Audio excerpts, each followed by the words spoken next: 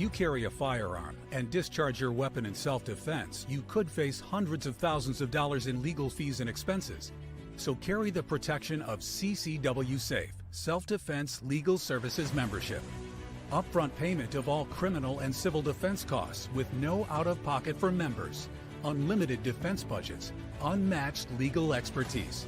Carry the same level of support police officers have. Carry CCW Safe, the highest caliber. And we're back. I am John Wheaton, co-host of Survival Dispatch News. And just me and CIA Jeff, our resident CIA agent. You can trust this one, though. How are you today, Jeff? I'm doing good. Good. Well, we're going to get into some of the breaking stuff from today. Let me pull this up real quick as I get to the top of the brief. My apologies. Everything was kind of a little bit crazy getting back from SHOT Show and trying to kind of re-enter life. But there was some breaking news today, and we're going to share that with you guys, and then we're going to discuss this.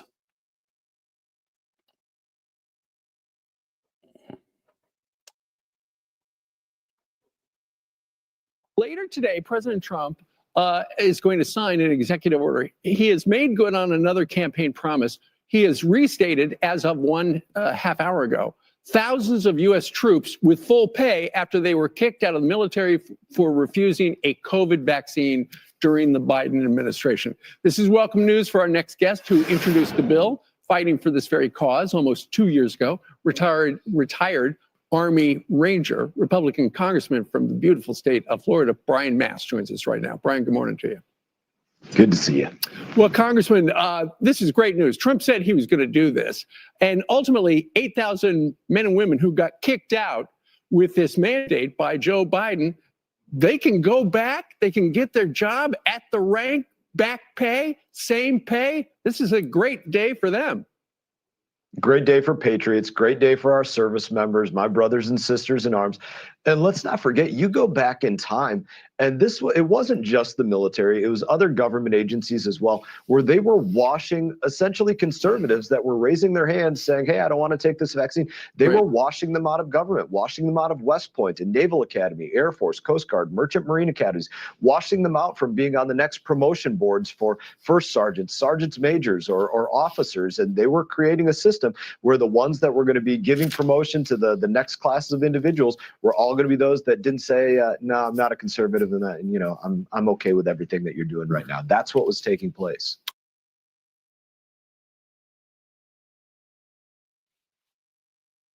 You're on mute, John.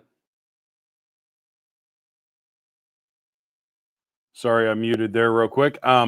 So real quick, snap reactions. What are your thoughts on the executive order to reinstate this, all of this, and then the way that our military was treated? And that's probably a larger conversation, but just your snap reaction to this whole bit. Well, I think it's late in coming. You know, thank God Trump did it. They should have never been fired in the first place, because they basically said either you take this experimental vaccine that's been tested on, nobody, and we hope it doesn't kill you. But if you don't, your career's over. And that is just BS. I mean, we're not talking about the polio vaccine or, a tetanus shot. I mean, this was something that someone literally pulled out of their ass and came in and said, if they volunteered to take it, wonderful, but it's up to them. But you shouldn't be forced to take an untested vaccine. That's like, here, take this pill. What is it? Don't know yet, but trust me, you'll be okay.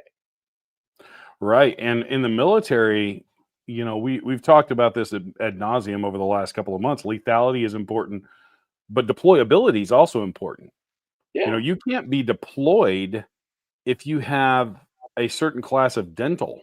Like if you're a class 3 or class 4 dental, you can't be deployed because it's a liability in a combat zone that if you had, something go wrong with your teeth, you can't actually, fight in the war. And anybody that's had a massive issue with their dental, you know how dilapidating that is.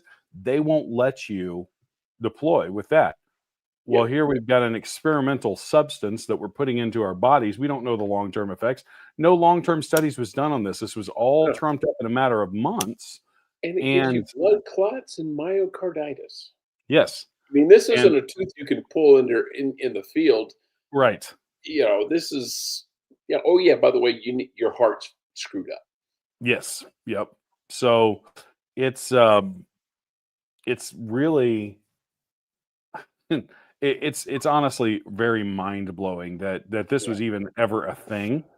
And I want to play a fairly lengthy video. We don't usually play real long videos on Survival Dispatch.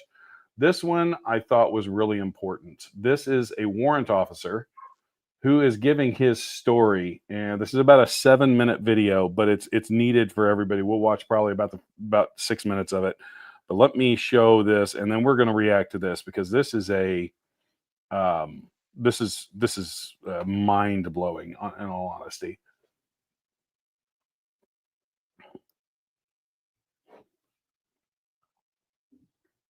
I am Chief Warrant Officer 2, Duncan J. Searcy. The intended audience of this video is Congress, and I claim whistleblower status in accordance with Title 10 U.S. Code 1034.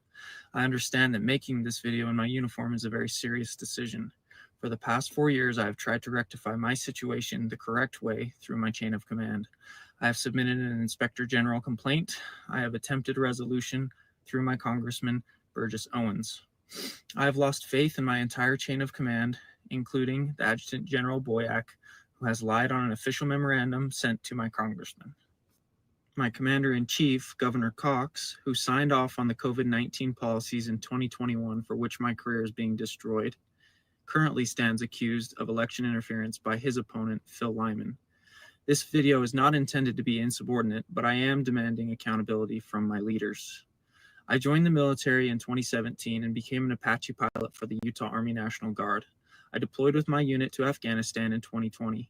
Shortly after returning home, all soldiers in the military were ordered to take an EUA, Emergency Use Authorization, COVID-19 vaccine. As mandating experimental treatments goes against Title 10 U.S. Code 1107, I simply refused the order. They attempted coercion, bribery, and threats to try to get me to take it. In April of 2021, I was grounded and no longer allowed to fly. I also refused to participate in the EUA COVID-19 testing, so then they shut off my pay and took away my benefits. I was required to miss my civilian employment and drill with my unit with no pay on multiple occasions as ordered by Colonel Noe Vasquez, which caused me even greater financial hardship. I defaulted on my military retirement loan because I no longer had the funds to pay what I owed. I was forced to drop out of my local university where I was studying to become a pilot for the airlines because they turned off my educational benefits. Around this time, I was also going through a devastating separation and divorce with my spouse. My mental health and finances were a mess, and I was forced to move myself and my 2 small children into my parents' unfinished basement, where we still reside today. At a time when I needed my brotherhood for support, I was ostracized, labeled, and discarded. And no, I'm not starting a GoFundMe. My pride doesn't allow for me to accept charity. I will make my own way. What I want is a pound of flesh. I want accountability. Thankfully, a psycho chick recently blew up my business here on TikTok, so hopefully we won't be basement dwellers soon. But to get back on track, the vaccine mandate for military members was correctly rescinded, and because they could no longer kick me out of the military for that, they shifted their focus to kick me out for mental health issues instead. But my individual situation within the military is just a small symptom of a big sickness that affects all of us. We are currently ruled by a cabal or ruling class that consists of greedy executives, woke generals, corrupt politicians, and satanic celebrities. Their goal is to constantly pit us against one another based upon our skin color, our religion, our class status, and our politics, all for their gain. They create false flags to send your children to foreign countries to die for profit. They poison our food, water, and medicine for population control. They slowly whittle away at our basic God-given rights. They distract us with music, movies, and fashion to rot our brains. And they hate us. They see us as cattle. It's dumb, disgusting, easily controlled, but useful. Personally, I am fed up, And I'm asking my people, the American people, to rise up with me within the bounds of the law and take back our country, our security, our economy, and our American dream. And if our politicians stand in our way, we will remove them and elect new ones to fight for us. The answer is not murdering CEOs on the street. Our system may be broken, but it can be rebuilt peacefully if we work together. Your party cannot save you. Both sides are used by this elite class. If you don't like Trump, demand better candidates on your side. But based upon the amount of opposition that Trump faces from this elite ruling class, I genuinely believe that he is onto something. Remember, the enemy of my enemy is my friend. And it is clear that he is their enemy based on their actions. I am asking you all to give him a chance. My personal message to Trump is that the time to divide has passed, and it is now time to unite all Americans. Okay, I'm going to stop it there. That, in my opinion, Jeff, is a harrowing story, and that's probably a drop in the bucket from the stories we're actually going to hear about these military service members that were basically treated like like like Crap. they didn't belong, like they weren't actually people. So, Yeah, what's your and opinion on that? yeah, I mean, it's ridiculous that someone exercises their God-given right to say no. And I mean, this is not an order. This isn't go take that hill, go fly this mission. This is here. We're gonna stick a needle in your arm. We have no idea what it's gonna do to you, but you got to do it anyway. And you're like, yeah, I'll pass on that. And what Right. he went through, and it sounds very familiar. I can't remember the guy, the lieutenant colonel. Was it Schiller, who complained about the Afghan withdrawal and he Yep. got canned. Yep. And they actually went after him and tried to say that they put him on like, oh, he's suicidal, he's all this stuff. So the idea that they say, oh yeah, you're mentally unstable, that seems to be part of the playbook. If they can't, to destroy you, if they can't fire you outright, then they say, yeah, you're mentally unstable. Schiller he wasn't unstable at all. He was pissed off, as were millions of other people. But yeah, this is typical. This is like the FBI does it with their whistleblowers by, okay, we're going to pull your security clearances so you can't work. And by the way, since you can't work, we won't pay you. And you cannot work anywhere else because you have to get our approval to do that. So the only way you can support your family is to quit and take another job and give up your pension and all your benefits. It's economic warfare, basically. Yep. Well, they know they have all the leverage over Yep. over these people. And I was in the military once. I know exactly how it works. You're required to do the orders of your commander, no matter how much you agree with them. But there is a certain level of bodily autonomy that you should be able to maintain in this situation. Like this is not a all or nothing, because you're not allowed to just let somebody rape you in the military. I mean, Yeah. and so you do have bodily autonomy. And if it's not something, this was never put on a deployment status or anything like that. There was never any. The reality was that the pandemic, the virus had almost no effect on young, healthy people. Well, Yes. that's the military. Yeah. Oh, yeah. Anybody under the age of 25 anybody under the age of really 49 that was of relatively good health, stood no chance Yeah. of the mortality rate was less than the regular flu. So, it was a designed thing. And really, I honestly think that it was a designed thing to weed out certain demographics of people out of the military. The people that they knew were conservative minded, libertarian minded, that were fighting as patriots for the country because they believe in it. But make no mistake, those are not the people they want. As we saw with the recruitment videos that were coming out in the same time, they don't want conservative white Christian males in the military, because those people become ungovernable when you do something evil. They don't want people who will stand up for themselves. They Yep. want sheep. Yep. 100%. In this case, sheep with guns, but sheep nonetheless. Right. And yeah, and it's obvious they don't want anybody who's gonna buck the system, who's going to stand up for themselves, who's going to challenge their orders or anything else. And it's, they're just slowly beating people down. The idea is that, you stop the resistance. It's just like when you have someone who's acting, you take their food away. A prisoner in someone who's in prison, they did with the J6ers. We're going to put you in solitary confinement. We're going to put you in a cold cell with nothing but rats. We're going to give with water you can't drink. And we're just going to beat you down. And then we're going to come to you and say, okay, here's a plea bargain agreement. Take it and we'll let you out in 3 years. But you have to admit to insurrection. You have to admit to all of this stuff. And admit your guilt. Yep. And yeah, it's gross. So yeah, that's and I mean, I know there's going to be more and more of this stuff, like we've seen the January 6th, stories that are coming out. I mean, was there anything that the previous administration did that was not rooted in some sort of evil or diabolical thought to try and destroy the very fabric of the country and to get patriots out of the way? Like, can you think of a single thing? No, because they didn't.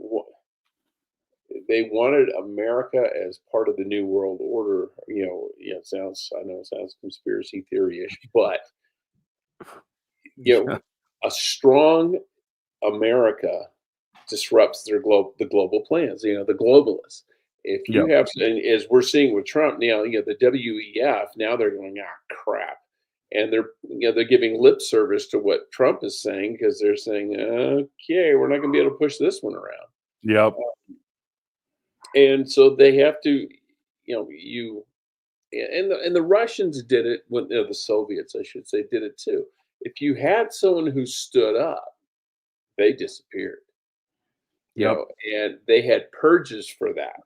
Anyone in the military who showed any initiative, any officers who showed initiative in the 30s, wiped out, which is what killed them when the Germans invaded, because all the officers who knew what they were doing and could make a decision in the field had already been shot. Yep. 100%. It's, man, it is so communist. And if you're a student of history, as I know both of us have read history, and that's exactly how this works. So we were under essentially a communist regime for the last 4 years. Yeah. Like, that's mind-blowing to me, because the more and more that comes out, the more and more you see, this is communistic. And I don't blame it on Biden, because I don't think he was aware of what's going on. I think he was a puppet. He was a useful idiot. But it's the people behind the scenes. It's the Axelrods and the Rahm Emanuel types and these kind of people, Klain and all these people. They're the ones pulling the levers. Yep. So it's crazy. So that's really like that. That's kind of way we're starting this off. We've got some more supporting data. As you guys know, we kind of do 5 to 10 minutes on the top news item of the day, and then we move on into our main chapter 1. And today we really have a big chapter 1, and then we'll move into chapter 3, which is some funny stuff, some zany stuff, and move on to that. But as we move to this next item, and this is kind of supporting our main topic in chapter 1, is Pete Hegseth. This was during his confirmation hearing, but I think it's something worth listening to again. And if that's happening to me, Senator, how many other men and women, how many other patriots, how many other people of conscience? We haven't even talked about COVID and the tens of thousands of service members who were kicked out because of an experimental vaccine. In President Trump's Defense Department, they will be apologized to. They will be reinstituted with pay and rank. Things like focusing on extremism, Senator, have created a climate inside our ranks that feel political when it hasn't ever been political. Those are the types of things that are going to change. And Senator Sullivan, you mentioned that study. After a whole study was held, extremism working group study, 100 extremists were identified in the ranks of 3 million. And most of those were gang related. So it was a made up boogeyman to begin with. And if that's happening to me, Senator, So that's in reference for perspective. What he's talking about is he was actually ordered to not show up at the Capitol when January 6th happened because of the tattoo he has on his chest that is the cross of Jerusalem, which is a Christian symbol, and they said it was a right-wing extremist symbol. Told him he could not be there. He's specifically talking about that, but the broader subject that he talks about is COVID. That all of these people in the military were treated like dogs. They were treated like they did not belong in this country, that they weren't truly able to defend this country. And I, for one, am glad that even though it had to be a tiebreaker and we need to hold those Republicans that were turncoats accountable, I am glad this man is confirmed and that he is our new Secretary of Defense, because, man, do we need that kind of leadership in this climate that we're in right now. Well, What how do you many of think? the founding fathers would be considered right-wing extremists Yeah. today? I would Yep. argue basically all of them. Yes. You know, Yes. If Yep. they were all Um, Christian for the most part. They were all violent. I mean, they took up arms against the crown. Okay, if that's bad, I'll be bad every day. Yep. 100%. I mean, I stand with those guys. I stand with our founders, and I stand with the people that are standing up with this crap that's going on, because it's completely and totally beyond the pale. Beyond the pale. So, this is also Hegseth today. I believe this is earlier today as he showed up for work. And today there are more executive orders coming that we fully support on removing DEI inside the Pentagon, reinstating troops who were pushed out because of COVID mandates, Iron Dome for America. This is happening quickly. And as the Secretary of Defense, it's an honor to salute smartly, as I did as a junior officer and now as the Secretary of Defense, to ensure these orders are complied with rapidly and quickly. Every moment that I'm here, I'm thinking about the guys and gals in Guam, in Germany, in Fort Benning and Fort Bragg, on missile defense sites and aircraft carriers. Our job is lethality and readiness and warfighting. We're going to hold people accountable. I know the chairman agrees with that. The lawful orders of the President of the United States will be executed inside this Defense Department swiftly and without excuse. We will be no better friend to our allies and no stronger adversary to those who want to test us and try us. I love he said Fort Bragg and Fort Benning. Yeah. So there was another really interesting thing that he mentioned there. I don't know if we've ever covered this on the show, but Iron Dome for America, missile defense system. Yeah. So it's going to be tougher here. Israel is a relatively small country, so they have a lot less territory to cover. Yep. You're going to have longer range missile defense. Yeah. It's going to be more like the old SDI, but with missiles and other weaponry. Yep. But that's always something that I've thought about. Like, if we had a good missile defense system, that kind of negates a lot of the ability of the enemy to shoot missiles at us. So,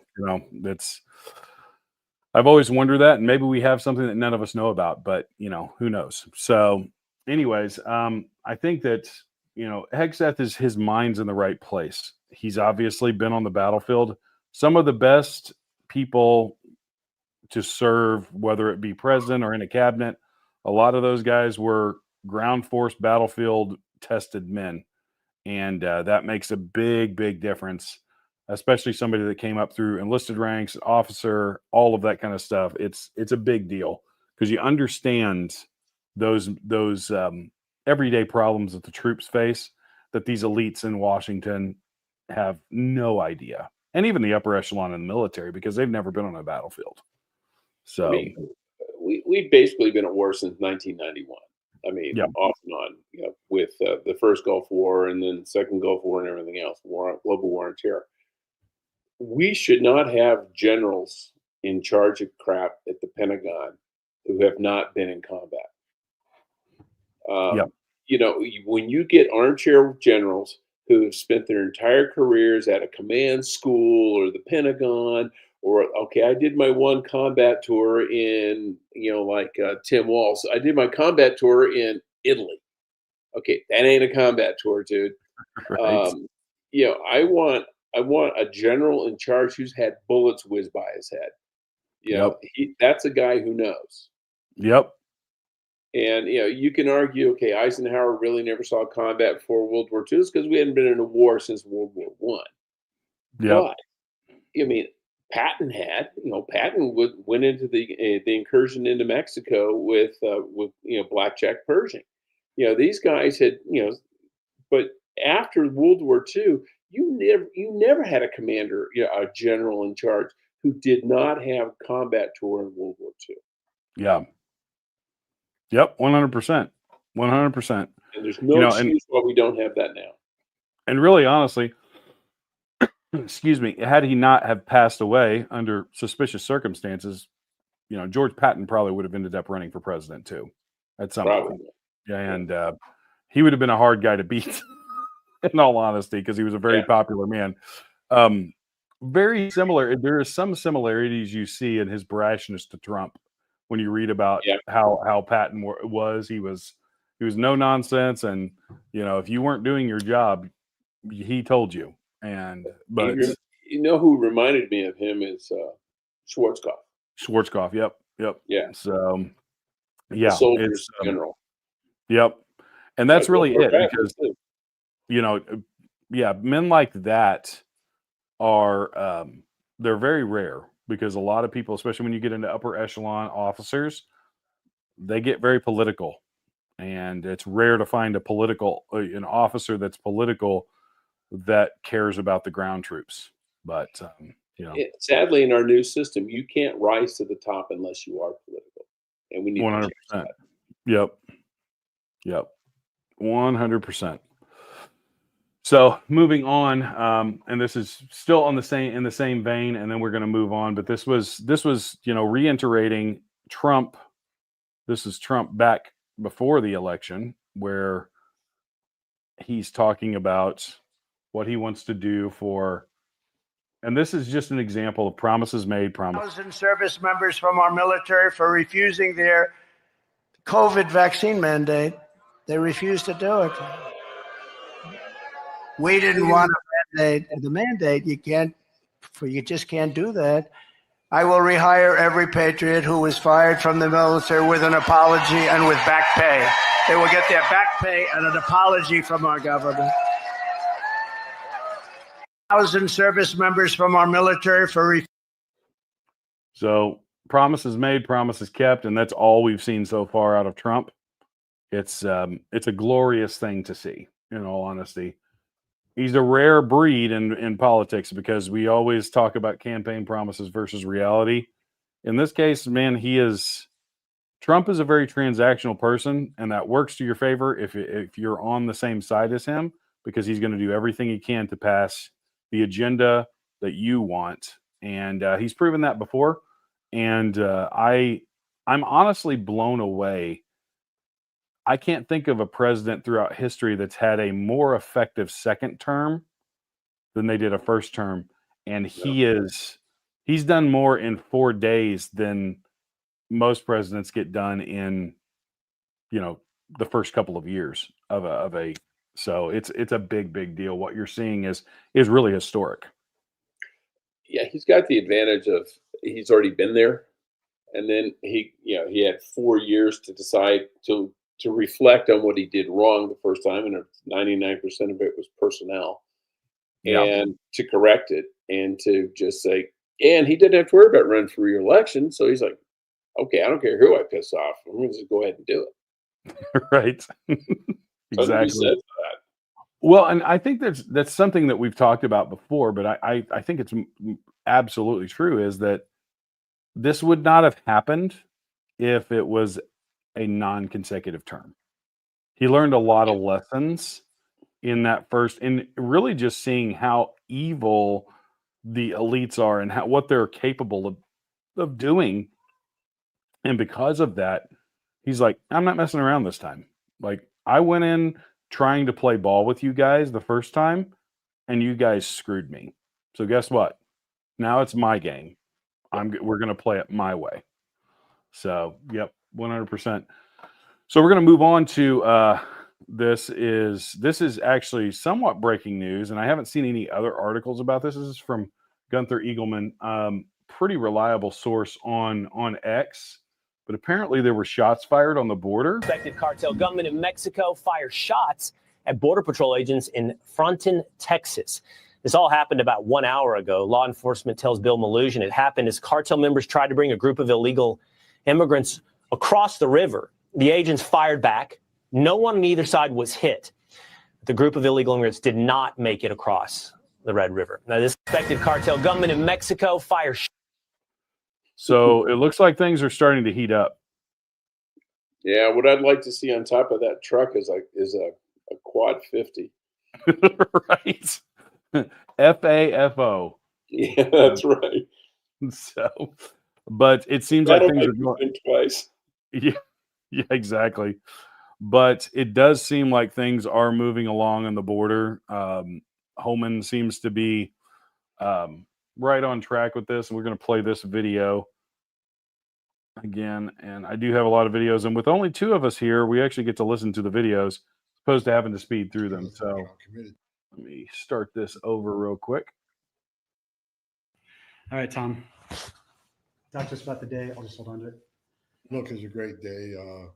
This is all government approach. Look, I've been doing this 3.5 decades, and what President Trump has put together is amazing. Here in Chicago, and it's a first operation of this size and complexity. We had all a government approach. We had U.S. Marshals, DEA, FBI, ATF, ICE, ERO, HSI. I mean, it's all a government approach. So we had a lot of resources come to look for public safety threats. As President Trump committed to, we're going to concentrate on public safety threats, national security threats, and that's what we did today. We arrest a lot of bad guys. I mean, last time I was down there, I think we got at least 7 sex offenders, serious sex offenders, child sex offenders. We got 2 murderers, illegal aliens who are convicted of murder. We got numerous Trendawa gang members. We got, aggravated assault suspects, convictions. So we took a lot of bad guys off the street today with the help of all these other agencies. What's great about these agencies is not only the force multiplier, but if we find dope, DA can take that case and prosecute it. We find guns, especially with TDA, ATF can take that case and prosecute it. So it's just not about arresting criminal aliens in courtroom. We're going to gather some prosecutions out. As a matter of fact, we got 2 criminal warrants getting ready to be executed now. There are going to be prosecutions. So look, this great operation. It was well targeted, and one thing we showed today, I think, to American people, we recorded a lot of it. It's not neighborhood sweeps looking for people different than us. It isn't racial profiling like you read on the left media. This is a well-planned operation. I walked through the command center. I saw the targeting system. I saw they spent hundreds of hours working these targets up, making sure they have a criminal history and immigration history, and we're likely to find them. A lot of work went into this, and they did a great job. We took a lot of public safety threats off the street here in Chicago. This city's a lot safer today because of what ICE and the other agencies did here today. Aurora, I don't know if you've been briefed on that. They had a big bust out there too. Nightclub, 50 plus illegals, guns, drugs. Any update on that? Have you been briefed or?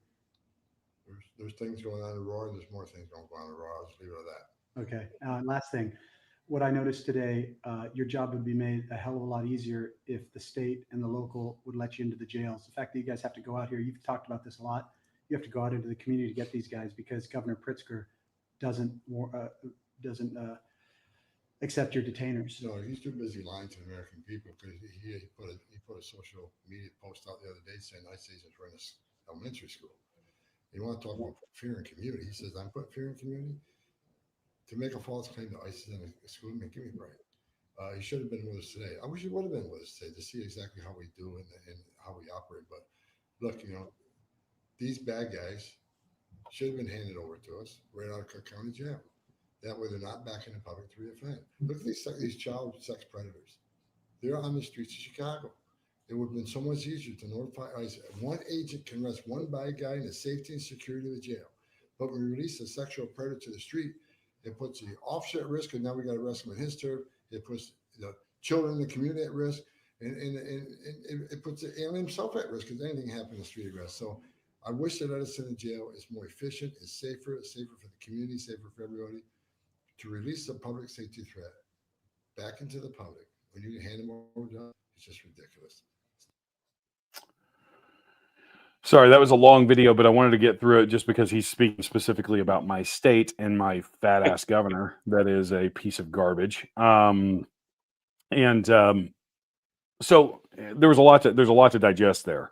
Obviously, they're making a lot of headway in arresting criminals. Let's keep that in mind, because here in a minute we're going to get to the Hollywood and celebrity response to this, and it's disgusting. But so we're talking about actually getting rid of criminals, actually getting rid of not just criminals, because everybody that's an illegal alien is a criminal, but the violent criminals, the ones that are dangerous, the ones that actually cause a threat in your community, because they're probably in almost every community at this point after the 4 years and how many millions came across.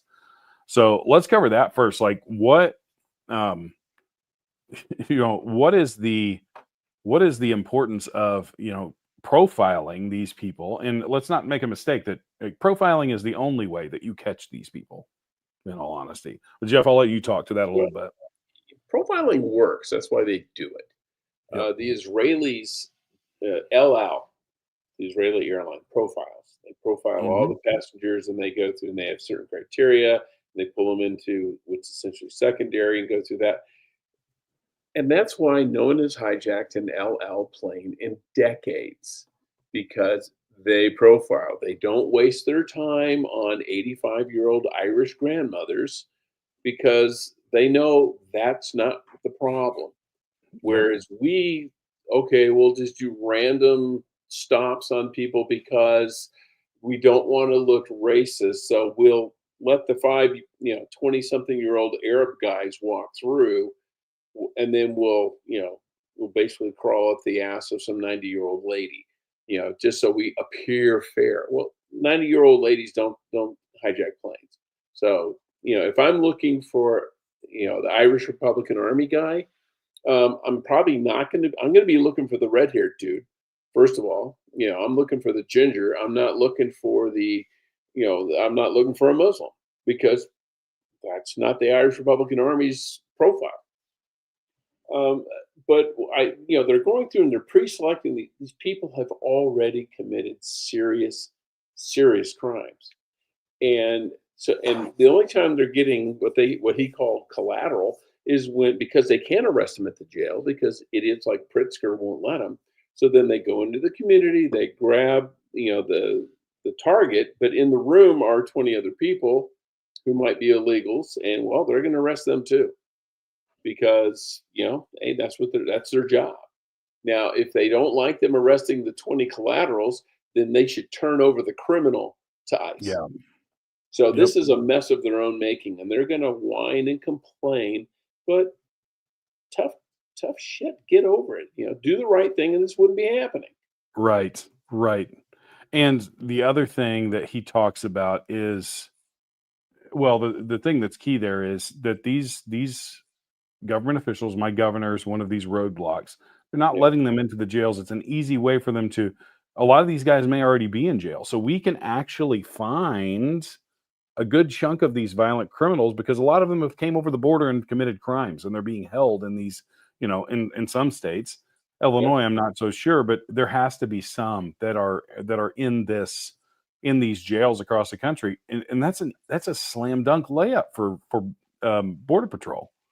If they're working with them, then it's super easy for them to do this. Yeah, if and some guy get these guys out of the way. Some guy commits assault, gets tried, maybe goes to jail for 2 years or whatever the hell it is. The minute his sentence is up, ICE should be waiting for him at the prison door. He should go out of that cell into ICE holding and then gone, because there is no legitimate reason for an illegal alien, especially one who has committed crimes here, on top of committing the crime of entering the country illegally. There's no justification for them to stay. they should be gone. I was looking on Facebook and I had a friend complaining about, they showed the guys getting on the C5A in chains. Oh, they treat these people, there's no dignity. I'm like, no, these are convicted criminals. Where, you try and say you want them to stay. Of course they don't, but they don't want to do what's necessary to get rid of them. Yep. Yep. 100%. It's honestly, it's criminal. And I hope that Trump throws the book at these people that are being roadblocks. I hope that they are prosecuted to the nth degree, that their political careers get ended. I know, in my own state, Chicago rules the roost with us, and we don't have any recourse. But I really hope that more people wake up when they see this ridiculousness. The next news item. Yeah, go ahead. I think you're going to find some stupid politician, left-wing politician, who's going to, I'm going to be the martyr. I'm going to be the one to stand in front of the ICE agents, and just for the photo op. We need to, the first time that happens, we need to arrest them, put them in handcuffs, take them to jail, and then try them. Yes. And when they go, wait a minute, this was all a publicity stunt. We didn't think so. It's sorry, you're interfering with a police officer's work. And you're aiding and abetting, and you're violating federal law by, basically, hiding an illegal. So guess what? You're going to jail. Yep. And that's what's needed. We have to be a country of law. Yes. We have to be a country of law. So this next one's very interesting. This is on Fox News, talking about TDA being funded by Venezuelan. And what President Trump did with his executive order of designating the cartels and other TCOs as foreign terrorist organizations, as he brought counter-transnational organized crime to the 21st century. TDA is not just a problem for the United States, it's a problem for the entire Western Hemisphere. And we have to apply the America First principle of burden sharing to basically share the burden of all these members. And I think there's conversations perhaps with El Salvador and other countries that potentially send these gang members to another country. So that is the governments of these foreign countries have funded TDA being over here. They empty their jails. These guys, most of them were in jails, and they moved them over here illegally into our country. And apparently they're getting funded by them as well, that's got to be like an act of war, in my opinion. Venezuela, I think we need to hold their feet to the fire. And what we do, especially if we get our own oil production up, we need to go to them and say, we're not going to buy your oil anymore. And people think, okay, oil's fungible, they'll sell it to somebody else. Yeah, not that easy with Venezuela. Their oil is very thick. It's called very sour, meaning it has a lot of sulfur, and it's very hard to refine. Hell, it's even hard to pump. They have to buy naphtha and things like that to thin their oil so they can ship it and somebody will buy it. So a lot of their oil, a big chunk of it comes here because we have refineries in Texas that were basically built back in the day to handle Colombian crude oil or Venezuelan crude. So if we don't buy it, they're kind of hosed because they'll have to sell it at fire sale, and their oil production is way, way, way, way down. It used to be 2 or 3 million, 4 million barrels a day. I think they're like 500,000-600,000 barrels a day. And they were actually buying gasoline from us because the refineries are broken down. So they were selling crude to us and buying gasoline for their own people. If we shut that off, they're screwed. I think we just need to hold it over their head like the sword of Damocles. So you take these SOBs back, or you think your economy's bad now, just wait. Yeah, wait until we put a 50% tariff on top of all of that stuff. Yeah. And for everybody wondering, it took 10 minutes for Colombia to basically say, oh, no, we don't want any of that. Nope, please don't hurt us, Daddy. That's an exaggeration, John. It was an hour. It was an hour, okay. But yeah, so it's somewhere between the 5th and 7th hole of the round of golf Trump was playing. And that just goes to show you how good he is at negotiating. He understands that he has the upper hand. Yeah. So he can get whatever he wants. And when you have the power that this country has, you can wield a large stick. And everybody's going to play ball with you because they don't want to be shut out. Because as much as people talk about China and Russia and all these other countries and BRICS trying to form their own thing, China is a paper tiger. They have a lot of, they've basically been created. They were made by us. They can be destroyed by us economically. Trump proved that in his first term.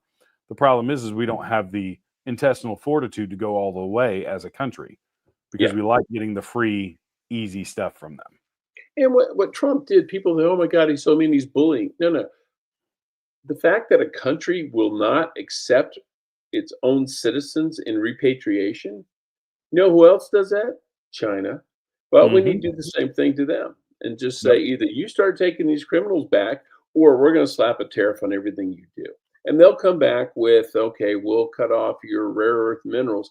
We've got rare earth minerals here. We just need to get off our ass and develop them. You know, we invented the process for separating rare earth minerals. We just need to go back and do it again. Yep. Bruno, I love the comment. Put them in shipping containers and roll them out of a C-5, C-17, and C-130 with parachutes. Nothing they can do about that. That works for me. I don't have a problem with that. Well, you can also put, use, LSTs and just roll them up on a beach, frog march them off in the middle of nowhere, and then say, oh, by the way, we just dropped 500 people off at these coordinates. I suggest you go pick them up. Yep. What are they going to have, the Venezuelan Navy come and stop us? Yeah, exactly. I think we're in the complete position of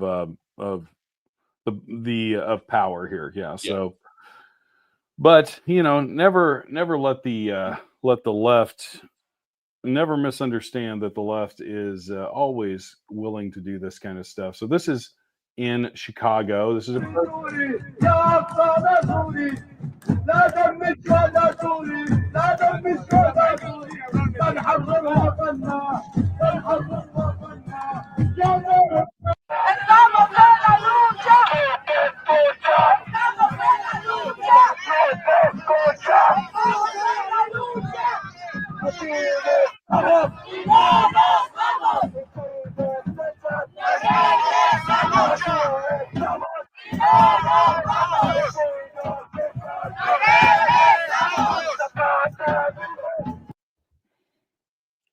They all gather in one place. They make Holman's job pretty easy, don't they? Yes. Well, that's what I was saying. Let's. They're just basically exposing themselves. Yeah. In what country? In what country? Could you fly? If we were in China and we wanted to protest something and pull out our American flags, what do you think would happen to us, Jeff? You get the crap beat out of you. You'd be thrown in jail, or you just get disappeared or suicided. Or you disappear. You'd be making iPhones along next to the Uyghurs. Exactly. Never to be heard from again. And God bless Selena Gomez and her sympathy for all of these people. She really wants you to hear. I just want to say that I'm so sorry. Only people are getting attacked. The children. They don't understand. I'm so sorry. I wish I could do something, but I can't. I don't know what to do. I'll try everything I promise.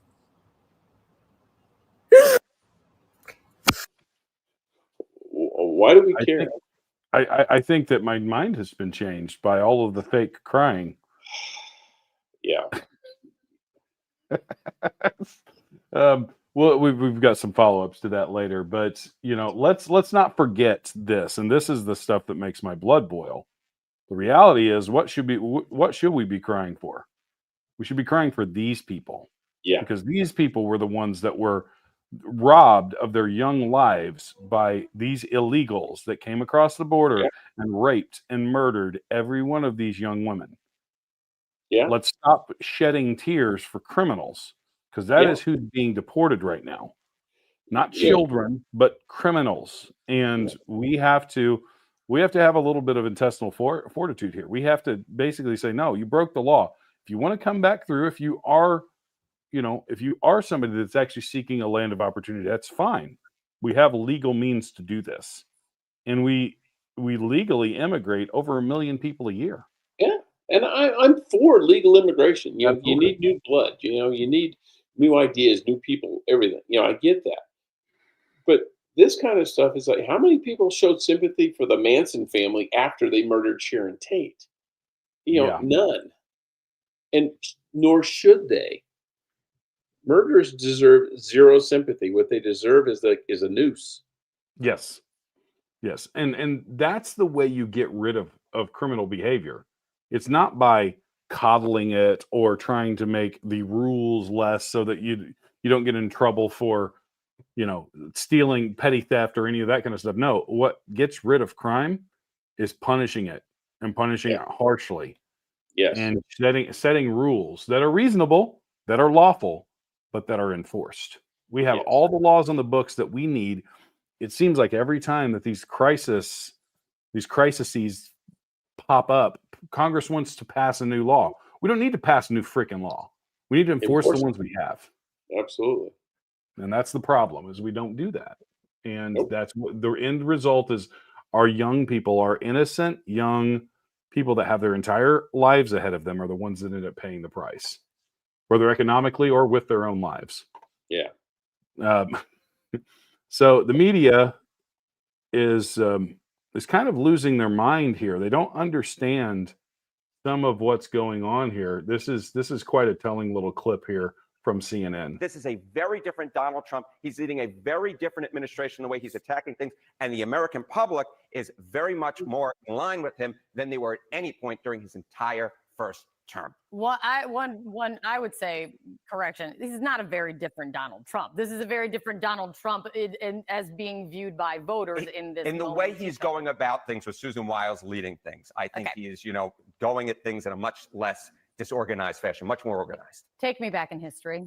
Take you back in history. So it was so interesting to me that Donald Trump's first net approval rating of his second term is higher than his entire first term. And I was interested, has that ever happened? Has the second term net approval rating in the first month, have you ever had a higher rating than any net approval rating during the entire first term? Donald Trump is the only. I have a hard time believing this. This is 100% true. I went back. I love spreadsheets. Donald Trump's is the first guy ever whose net approval rating in the first month of his second term is higher than any rating that he had as an entire first term, Kate Baldwin. This is true. I don't make stuff up. The numbers are the numbers. I believe you in nothing except when you have it in the wall, and then I believe everything. Then her face is priceless when she turns around, because she's like, this can't be true. She's seething on the inside.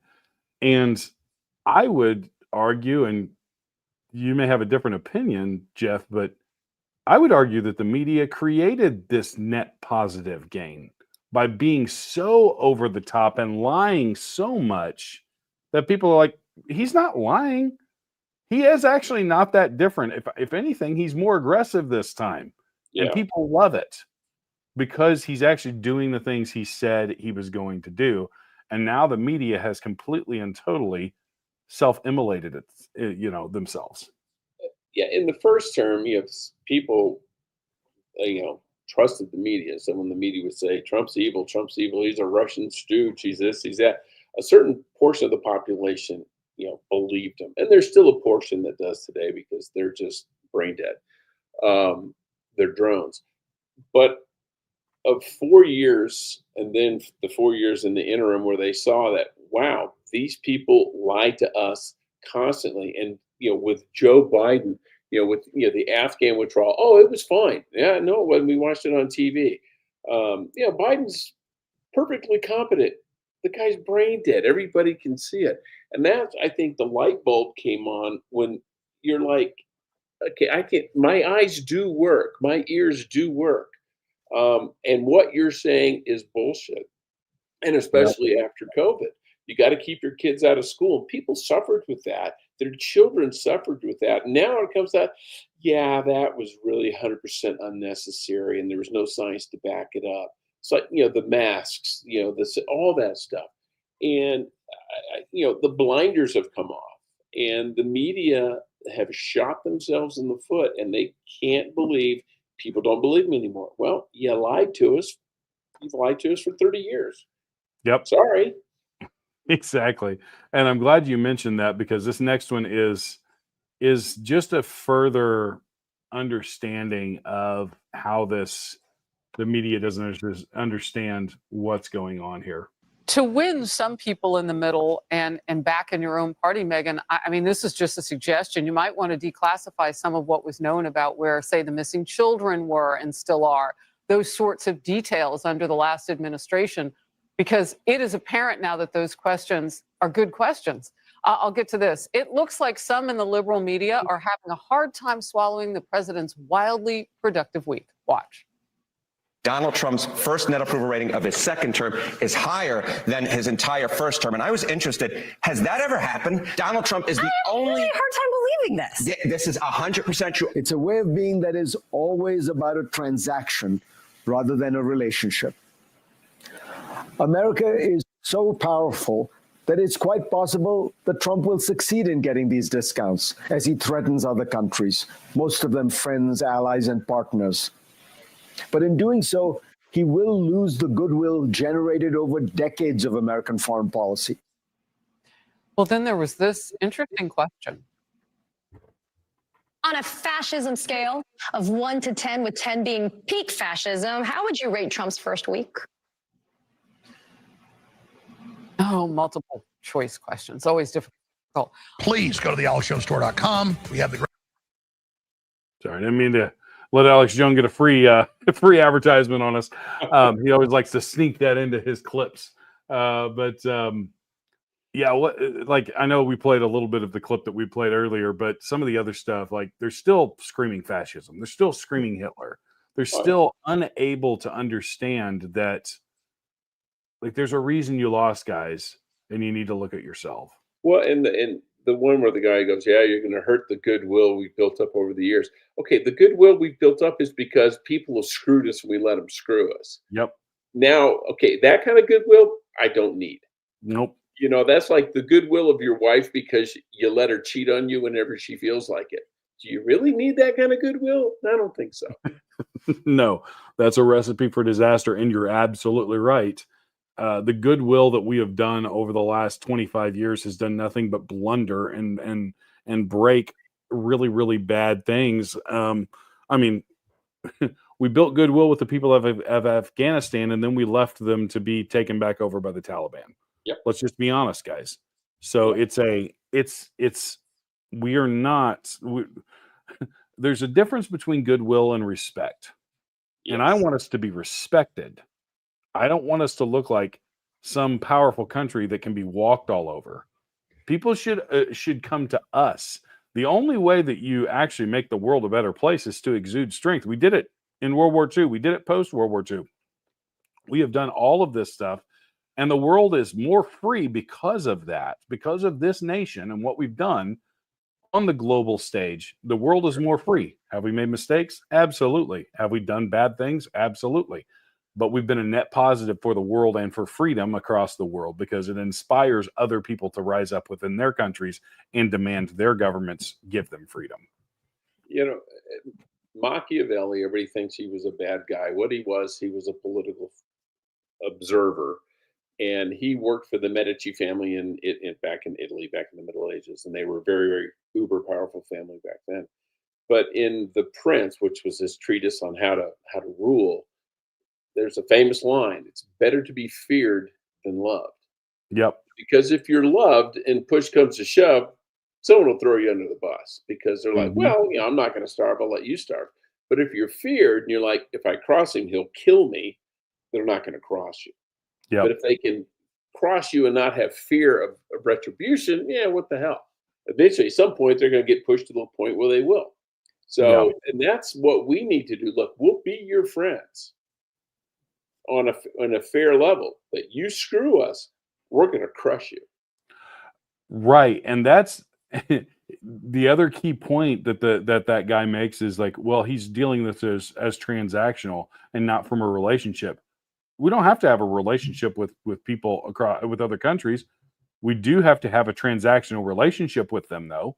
We don't have to be nice, lovey-dovey, and all fuzzy and bunnies and all this stuff. What we have to do is we have to be black and white, and we have to say, hey, we're going to be your ally. We're going to protect you. We're going to do all of this stuff. We'll support you. But the instant you turn on us, guess what? We're going to unload on you with both guns.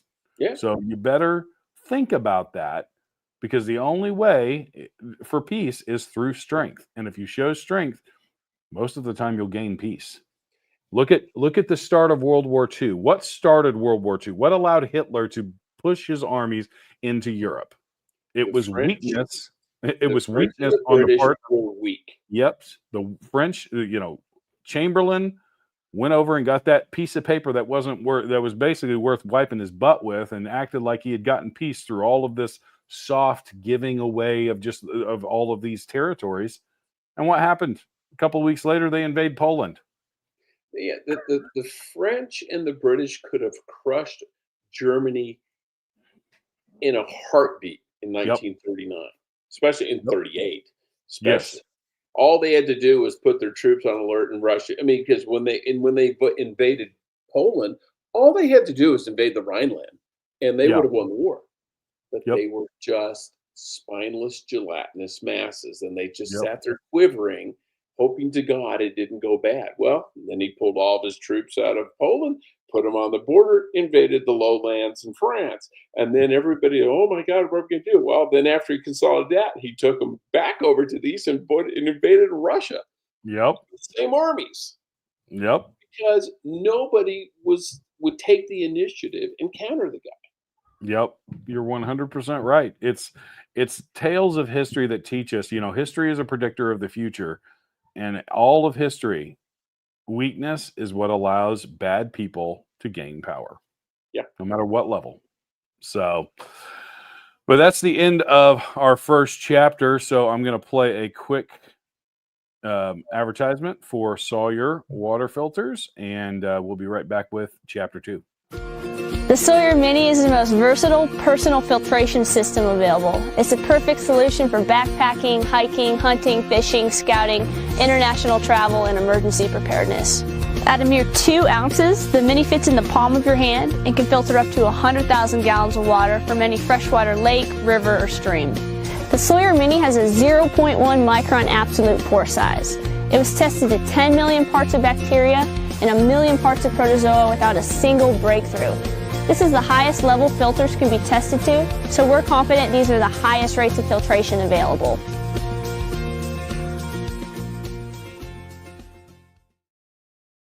All right, and for our chapter 2, we cover some other news and key items for the day. And so we're gonna start it off with JD Vance, who is I don't know.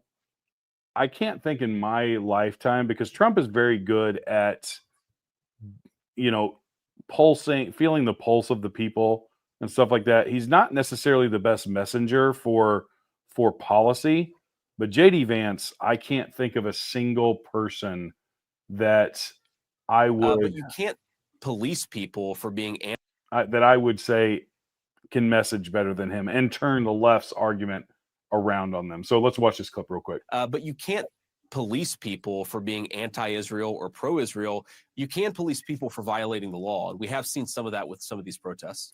Okay, so you agree that people who break in and vandalize a building should be prosecuted?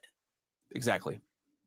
Okay, I'm just checking, because you did help raise money for people who did so on January 6th, which was, impeding an official proceeding, breaking into a building that they weren't allowed to be in, and vandalizing the Capitol. Well, Caitlin, I know that this is the obsession of the national media to talk about what happened 2 years ago, 3 years ago on January 6th. It's not an obsession. I'm just seeing if it's a double standard. No, let me answer the question, Caitlin. I mean, look, here's been my basic argument about January the 6th. If you beat up a cop, of course you deserve to go to prison. If you violated the law, you should suffer the consequences. But there are people who protested on January the 6th who have had the complete weight of the Justice Department thrown at them when at worst they're accused of misdemeanors. Now, again, there are people who are accused of worse offenses, and that's a problem. But you can't have Black Lives Matter protesters who rioted and vandalized go free when you have people who were actually peacefully protesting on January the 6th who have the book thrown at them. That's the double standard that I'm most worried about. Yeah, I don't think there's an obsession with January 6th, but it is a legitimate question. And given what you just said there, and as Trump is getting closer to, as he's a presumptive Republican nominee, he has said he would pardon, it's considered a blanket pardon for everyone on January 6th. Are you saying that shouldn't happen? People who beat up cops should be excluded from that? Well, I think what President Trump has said, and of course he can speak for himself, but I pay pretty close attention to what he says. And I think what the president has said is that people who have this double standard applied to them should be pardoned. And So this was obviously before the election, but it's a very good clip to actually set up what we're really talking about here and the damage that was done to everyday Americans. So I'm going to play this next clip, and then we'll react to both of them as well. So this made my blood boil.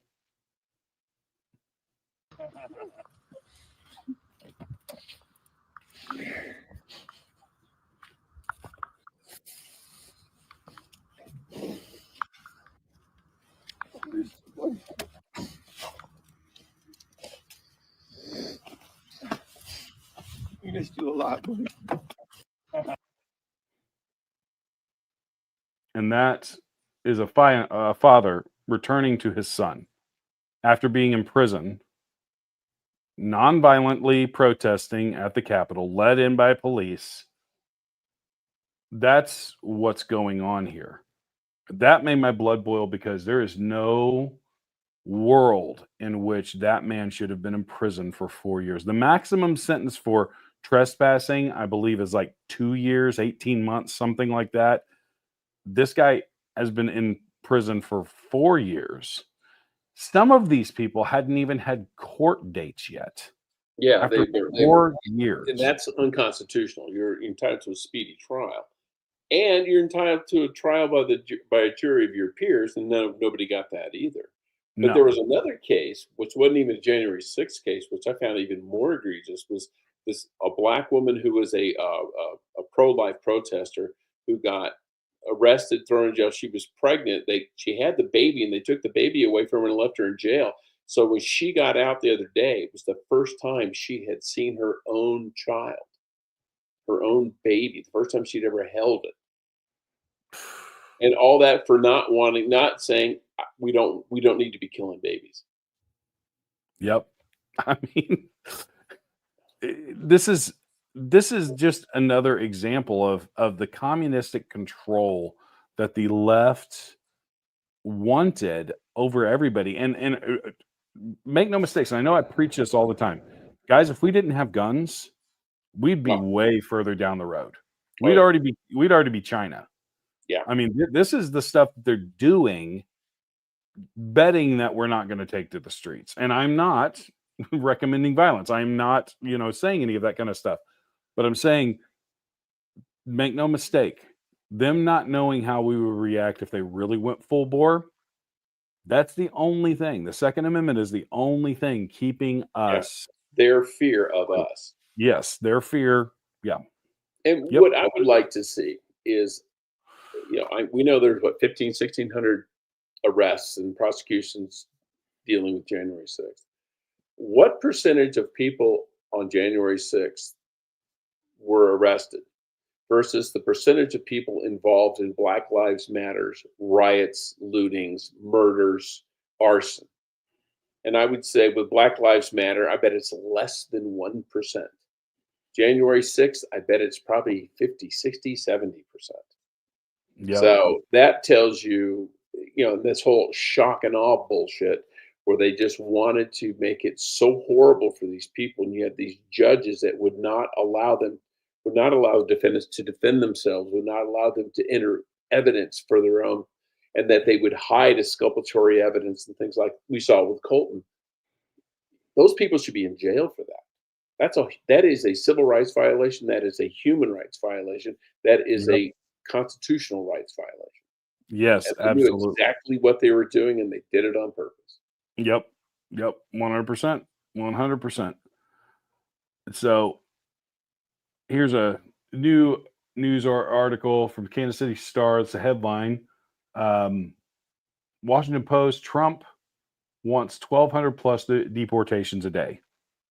I haven't actually done the math on what that would be in a year. Let me do that real quick. I'll let you speak real quick. That's what about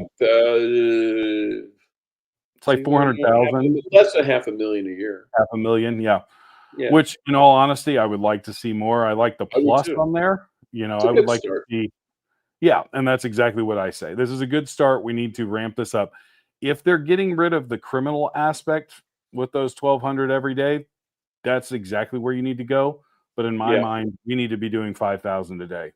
You know, Yeah. and Yeah, the criminal ones, you're not going to get as many because there's violent people. There's more precautions that are necessary. But once you start getting into the the non-violent illegal aliens, you can do a lot more in a day because you're not having to worry about someone opening up on you with an AR or an AK.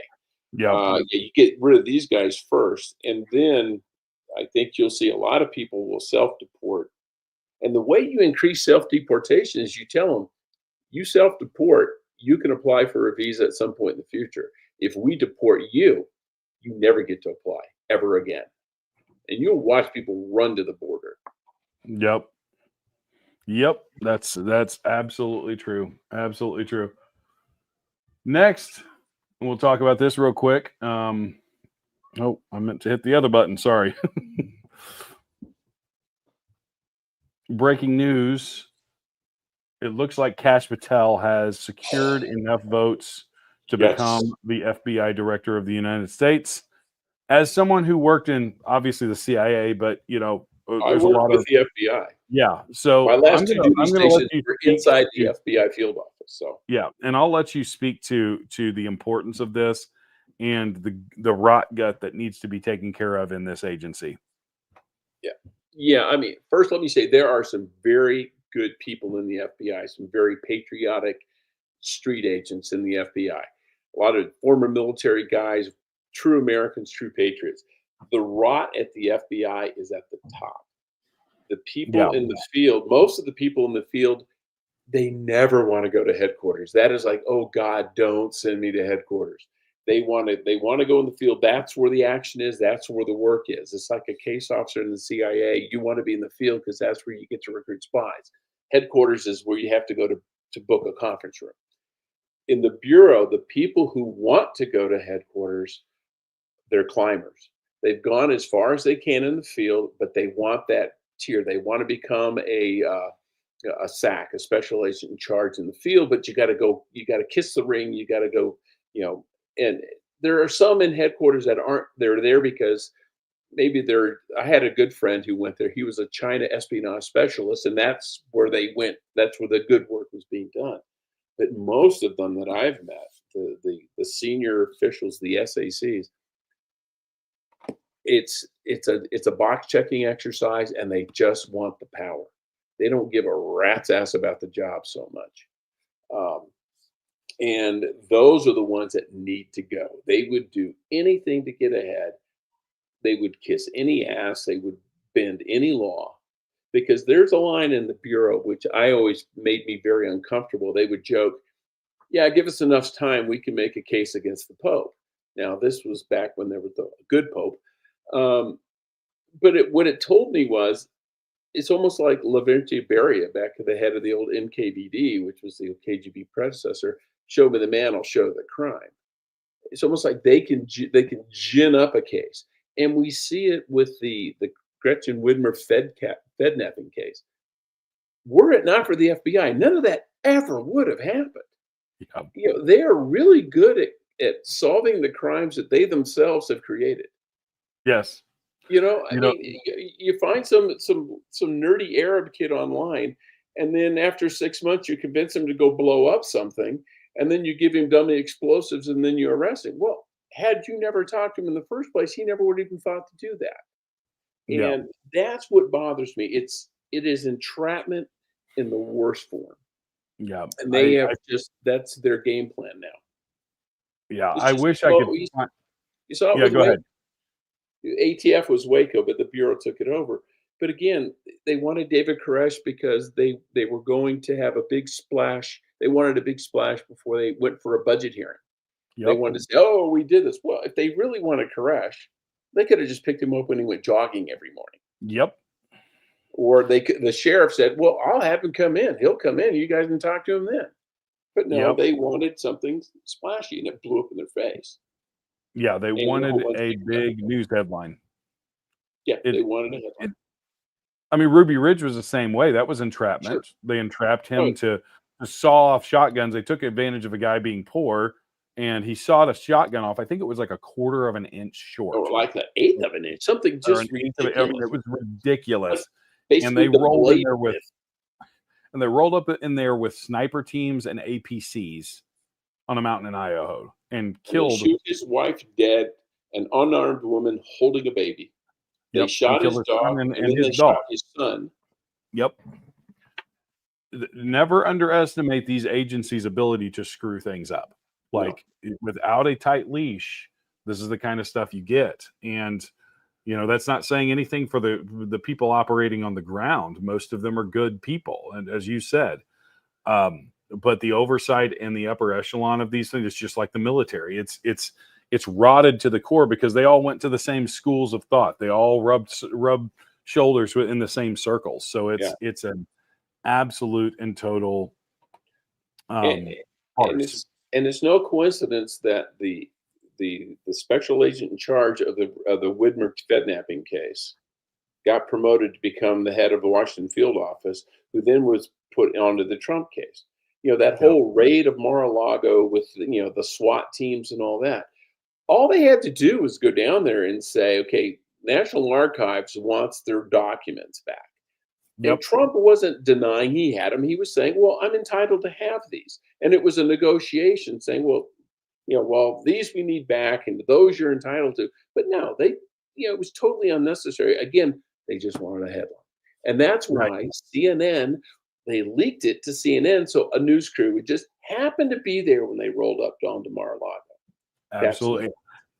Well, and that's the same thing that happened with Waco, because just so happened that I think it was one of the news crews that actually tipped them off that was happening. One of the Branch Davidians, I think they ran across them, said, "Oh, there's supposed to be some big raid out here at a compound. Do you know where I can find it?" Yeah. I mean, but it's the craziest thing that event of the Mar-a-Lago being raided. There were two events in my mind that solidified Trump winning the election. First was the raid on Mar-a-Lago, and the second was the bullet to the ear. Yeah. Those are the two like seminal events, the monumental happenings that actually turned the American people into, what the heck are you guys doing? Like, what is going on? And woke up a bunch of people. Well, I wanted to give you a chance to respond to Velcro. He asked the question, how close are the FBI and CIA, like as far as working relationship? It's been, well, when I was there, it's been a while because I'm retired now. There, the rank and file street guys, we always got along, but the leadership, not so much. We had one of my duty stations. My predecessor walked in. You know, when she got there, she was meeting the special agent in charge, and the first thing he said to her was, "I hate you guys. I don't trust you as far as I can throw you." Okay, well, that's a good way to start a relationship, you know.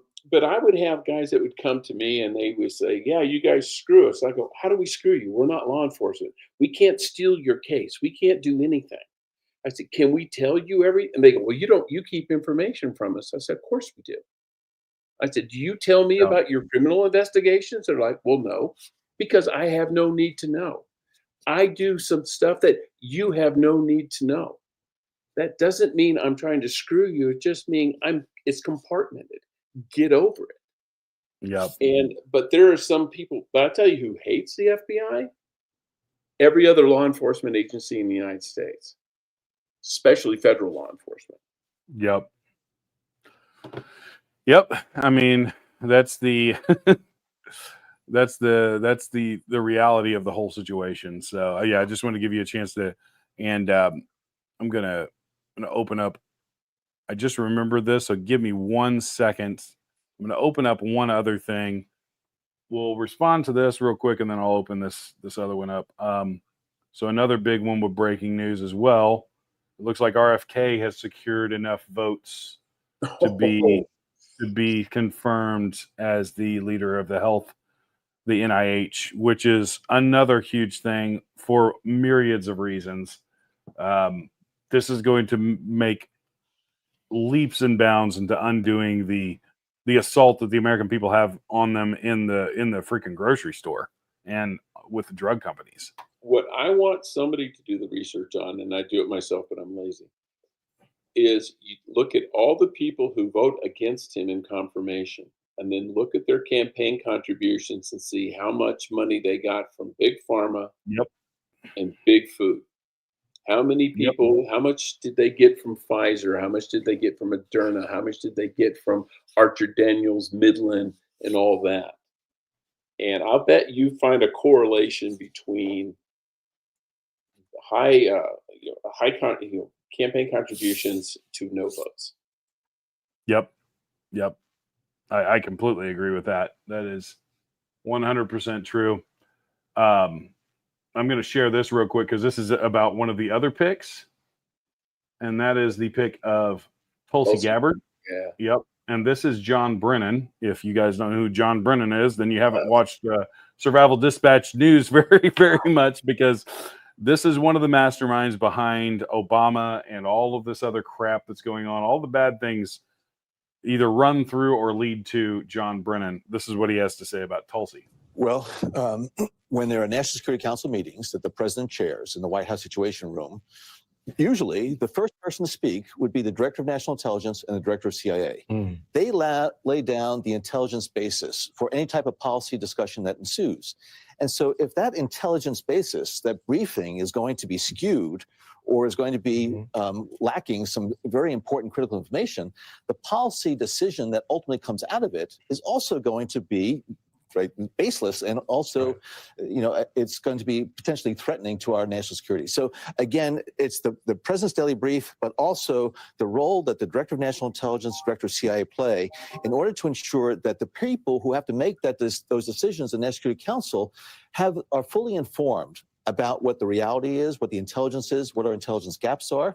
And if they withhold things or if they skew things, it really is going to be detrimental. Real quick before we let you go, Director, do those agency heads have, in that moment you're describing in that room, have that realization that, wait a minute, that's not what we told you? I mean, in other words, how does that coordination become undone when the person who's putting the final brief is skewed the information?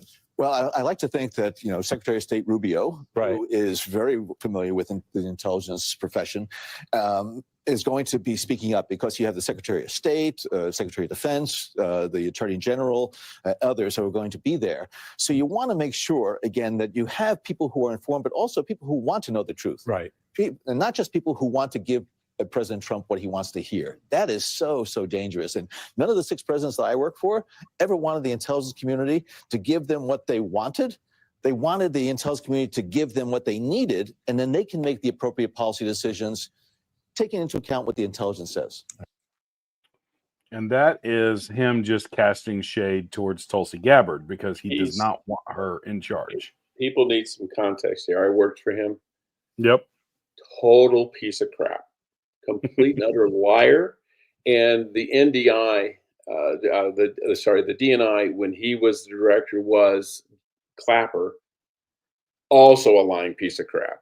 Yep. I was at a briefing with Clapper face to face.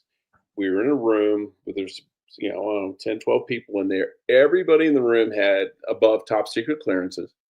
He said, ask me something. I asked him, what do you guys need to know? And somebody, it wasn't me, asked a question about something pretty innocuous, actually. And, he gave us an answer. And then 3 days later on national television, he comes out and says the exact opposite. He lied to our faces over something that was really minor and for no reason at all, other than he just didn't feel like telling us the truth. Man, if he shakes your hand, count your fingers when you're done. Brennan the same way. And for as far as Brennan saying, I never skewed, bullshit. They skewed the intel in Iraq. for the second one because that's what they thought the White House wanted. And I had friends who were Arabists in the CIA who were saying that's not what the intel is saying. What they're putting out is not what the intel said, because I collected some of that intel, not me, this other friend did. And he was just really disappointed. He says, we're going to go into war for no reason. But, you know, he's full of crap, which is why he no longer has security clearances. Well, But you're absolutely right. If he's against Tulsi, that is the best reason in the world I can think to vote for her. 100%. I actually texted that X post to Chris and Dave, and I said, I don't really need to see anything else. Like this is, if he's against it, it's almost to the point like if he's against it, you probably should, whatever he's for, you should vote in the opposite way. Like you should just go in the He's a opposite way. perfect inverse barometer. Yep. 100%. 100%. Lastly, in our chapter 2, I'm going to play this. This is, with all this positive stuff going on and everything, there's a rising call for something. I don't know how realistic it is, but that Trump should be the 5th president on Mount Rushmore. Let's talk this real quick. Exactly a week ago this hour, we got a brand new president, number 47, for his second term, and there are already calls to put his face on Mount Rushmore. A growing number of conservatives are pushing to add Trump to the legendary monument. Republican Congresswoman Anna Paulina Luna says she's already filing the legislation to make it happen. That would be some sweet irony after President Joe Biden stopped the fireworks display from Mount Rushmore. So if you did the 250th anniversary of the country at Mount Rushmore with President Trump's face, it would be epic. There's also a petition now in Congress to change Dulles Airport's name to Donald Trump International Airport. So you have Trump and you have Reagan in DC. And wouldn't that be something special for the swamp? Well, exactly a week ago this hour, we got a brand. It's fun to talk about that stuff, but I think there would probably be the powers that be would never allow that to happen. Well, and it would take so long to do it that at some point you're going to have a Democrat administration in there is going to shut it all down. Yeah, they'll just defund it and give the money to purple-haired freaks or something. Yeah. So, but that ends chapter 2, and we're going to move on and move through chapter 3 fairly quickly. And this is where we do zany highlights and memes and stuff like that. I've got mainly videos pulled up, but we'll go through them pretty quick. Get some laughs. You guys remember the crying video from Selena Gomez earlier? The internet is undefeated. So here we go. Let's kick it. Ice, ice, baby. Ice, baby. All right, stop. Collaborate and listen. I said, mention something. Like a harpoon daily and nightly. Will it ever stop? Yo, I don't know. Turn off the lights and I'll glow. Just comedic gold there. Just comedic gold. There's another one here. This one's fantastic. I'm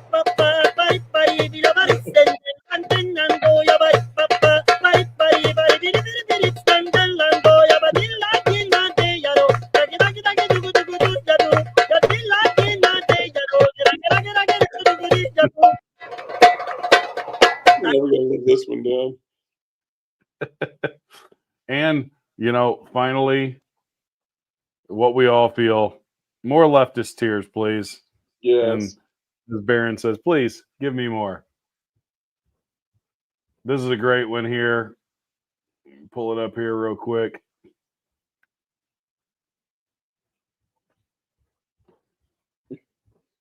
I'm not going back to Haiti. Well, he's wrong. He's going back to Haiti. Come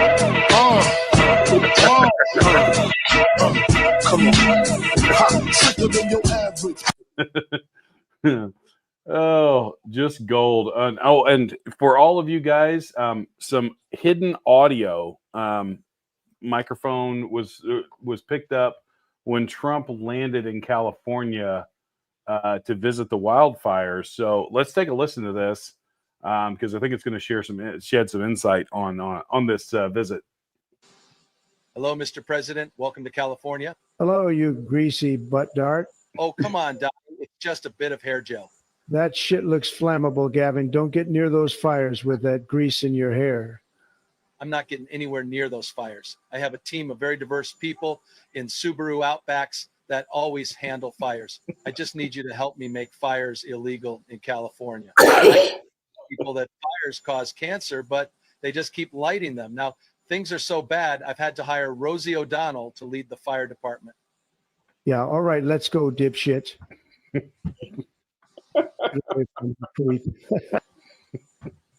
Come on, boy, this way, dummy. That's just rude, Donnie. I'm a lot smarter than I look, you know? I just snipped her hair. All right, everyone, Daddy's here to bail California out of this mess. We're going to get some real firefighters in here and get Gavin some less flammable hair gel. So as you can see, just I put this in here because this is just, I'm just going to say this is gay and retarded. So give me just a second here. Oh, God. Make a little love. Yeah, get down tonight. I'm so sick of him. I used to like him, but Yeah. That is a 35 or 36-year-old man acting like he's still in a frat room. Yeah. So here we go. This is the only one Trump needs on it at his side. Scanning for Mexicans. Ah. We've got a Mexican.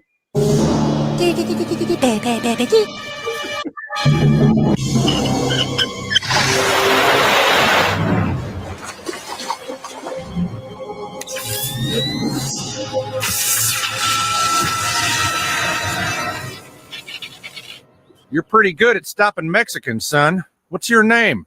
Cartman. Eric T. Cartman. What's going on? This is an ICE raid, son. You need to keep back. Put him in my car. What did that guy do? Somebody called in an anonymous tip that he might be here illegally. No, no te lo puedes llevar. Es mi esposo. Mi esposo. Papa, Papa, no, Papa. Wife goes in the van, kids can go with Donovan. We're just doing our job, sir. If the family checks out, we'll release them from their detention centers. Detention centers? Well, this is nice. When did we start doing this? Oh, South Park, undefeated.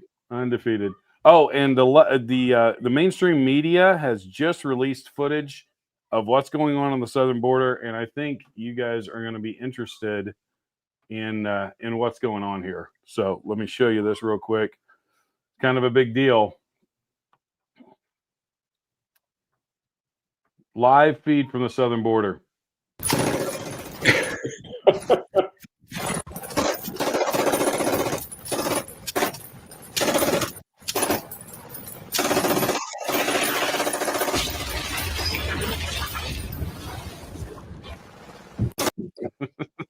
The Babylon Bee had one that says Mexico starts building border wall to keep the illegals from coming back.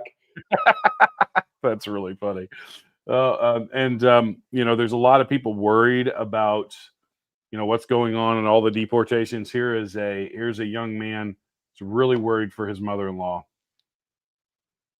Trump won, and I am very, very afraid he might deport my mother-in-law. She entered illegally to the country, and she lives in Street 4, number 47, apartment D, New York. I am very, very concerned. That's right behind the green apartment. Yeah. I have nothing what happened to her. The gate is always open. You don't have any dogs either. Street 4, number 47, apartment B. Yeah, we need to really be concerned for people like that and their mother-in-law. Yeah. Theo Vaughn just really wants to tell you how he feels about his friends being deported. So let's Let's see what he has to say here. Heard you got deported, dude. Bye.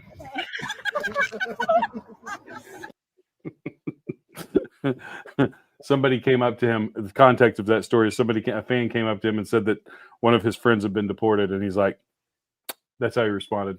Pretty gold, pretty much gold." We all saw this interview, and this is Mr. Vance at his best. If you guys don't recognize that, that's from the movie Fugitive. I didn't kill my wife. I don't care. Actually spelled Columbia, not Columbia. I don't care, Margaret. And to quote another great movie, frankly, Margaret, I don't give a damn. Frankly, Margaret, I don't give a damn. And lastly, the Babylon Bee. Democracy falls as a man who received the most votes becomes president. Gotta love the bee. Oh, you do. You absolutely do. And that's all we've got for you tonight. It was a little bit shorter because there was only two of us, but it was a good show, I think. And before we head out, I think we just some marching orders for you guys. I think the biggest thing is for us to stay engaged, to stay informed, and to keep up with what's going on and support the administration. They're doing the things that they were promised, that they promised us they would do. And as long as they're doing that, there's no pushback from me. We may not get everything that we want, but we're getting a lot of it right now, and we should be happy. But that doesn't mean we rest on our laurels. Now is the time that we need to apply pressure in our own spheres of influence. Keep in mind that the midterms will be here before you know it. And we need to actually get engaged and get some more of these. I mean, we just had, Pete Hegseth, who's probably one of my favorite picks of Trump's, if not my favorite. Kash Patel's pretty up there. RFK Jr.'s pretty up there. But, Hegseth was he's the man for the job to fix our military. Guys, he had to be voted in on a tiebreaker from the VP when we have a majority in the Senate because of 3 Republicans that are either butthurt over Trump or they're just not really conservatives or Republicans.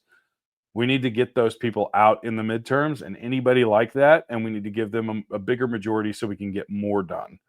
This is not a time for us to rest. It's a time for us to move forward. The other thing, we actually got a chance at SHOT Show to meet and hang out with Keith Graves. He's doing yeoman's work on the terror threats to churches and everything else like that. It's a big, big deal. It's a real thing, and it's happening across the country. So keep an eye out for that. Don't forget, the last 4 years, illegals and terrorists and cartel members all made it into this country. They're still here. We may be deporting them, but there's still a bunch of them here. There's a bunch of them that we don't even know they're in the country because of their gotaways. And so that's a real threat. We've already seen some attacks this year, and we're going to see more, I fear. So be vigilant. Be aware when you're out in public. Don't sit on your phone. Actually look at what's going on around you, because typically when these things kick off, there are signs beforehand. Almost every one of them, you can talk to people like, oh, I thought that was a little weird before it happened. So don't be afraid to speak up. Do not listen to the legacy media. They're going to tell you lies. Don't listen to the intelligence experts that they want to put on there, because as we've seen, they're full of crap. Yeah, that's what I've got. Jeff, anything to add to that?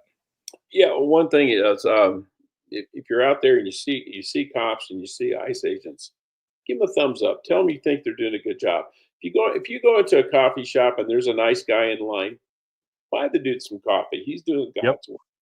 Yep. When I was a kid, Jeff, that was one of the most respected jobs. Every kid wanted to be a police officer. Every kid wanted to be a firefighter because it was considered to be a noble job. And we've lost some of that. And I think it's important for us to get that back. Show them respect. These guys take the worst that society has to give them on a daily basis. And a lot of these guys, a lot of cops, they deal with that, and it's hard on them. I know, because some of my best friends are cops. I mean, the military, they go to war, they get to come back to relatively peaceful conditions when they come back here. Police officer, they're at war every day for their entire career. They don't get a break. Every day is something different. Every day is something new. And that goes for FBI agents too. There's always a threat out there. So yeah, let's show some respect for those guys. Real quick, we have our Patreon. It's $9.99 a month. You guys get access to our private chat. You get the sit rep for each show on a daily basis. My apologies to our insiders. It was a really busy day and I did not get the sit rep out. I'll try and get it out after the show.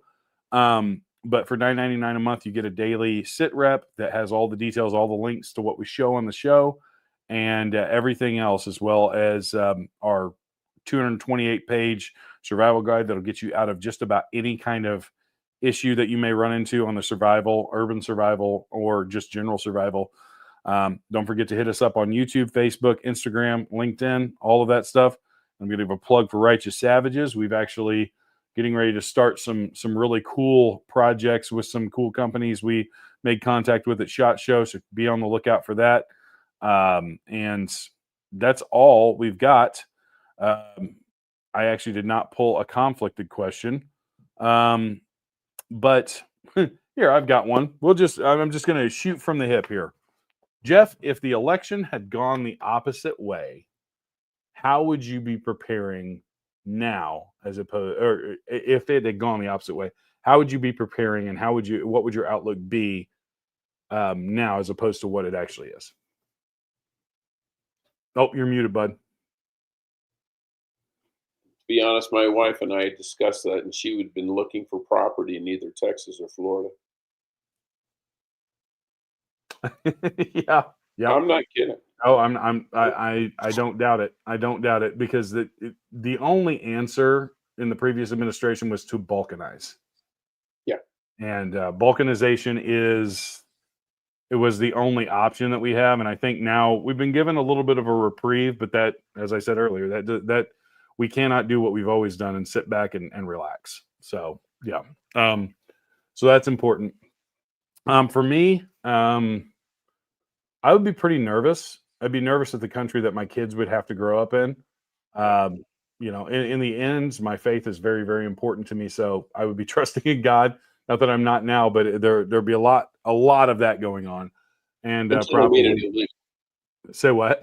Until they made that illegal. Until they made that illegal. That was definitely on the short list of things they wanted to do. So, but yeah, we would have strongly been considering, not that we haven't strongly considered in the past, moving out of Illinois if we didn't have so much family here. But yeah, it would be a tough thing. Yeah. So anyways, yeah, go ahead and write in the comments what you guys would be, how your outlook would be different. And I think it's actually probably a good thing. It's a good mental exercise to do, because it causes us to understand what size of a bullet we just dodged in a lot of ways. And it also gives us like, hey, we need to not get this close again, guys. We need to move everything back in the direction it came from. So, but that's it for tonight. Thank you guys for tuning in. Please like, share, and subscribe. And we will see you guys tomorrow with a brand new show. Until then, God bless America.